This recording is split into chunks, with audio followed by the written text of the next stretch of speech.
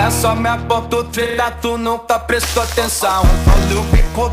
Siyempre, ang unang gagawin nyo, mag-acting muna kayo. Kayo nang bahala sa acting nyo. Mag-acting lang kayo dyan. Pagtapos na, punta tayo sa CapCut.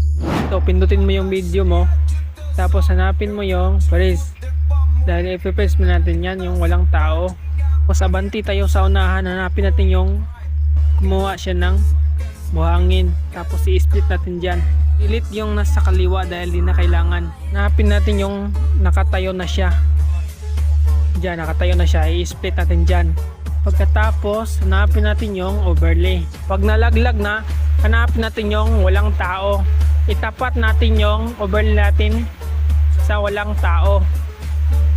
Tapat natin dyan. Pagkatapos, pindutin mo yung in-overlay mo. Tapos, hanapin mo yung remove background. Tapos, auto removal. Tap check pagtapos na. Pindutin mo ito tapos add overlay. Hanapin natin yung gagamitin natin. Mag-download kayo ng ganito. I-search nyo lang Sandman green screen.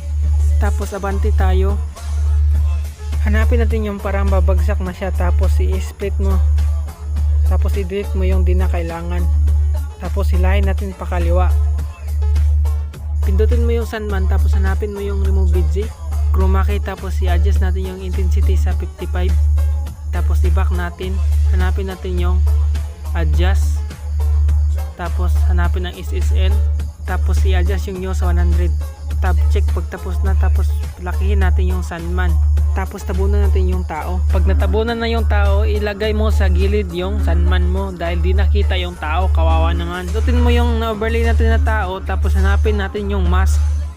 Horizontal. Tapos hilahin mo yung yellow na line hanggang sa mawala yung tao. Tapos tap invert. Pindutin mo yung adjust. Tapos fader.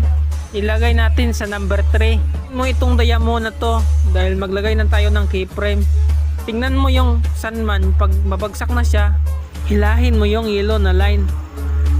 Pag mabagsak na, dahan-dahan mo lang ihilahin pababa hanggang sa mawala na yung paa.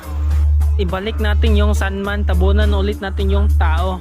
Tapos hanapin mo yung mask, tapos circle, ilagay mo yung circle sa itaas, itulak nyo ito. Liitin natin yung bilog. Tapos pindutin yung adjust. Pindutin ang feather.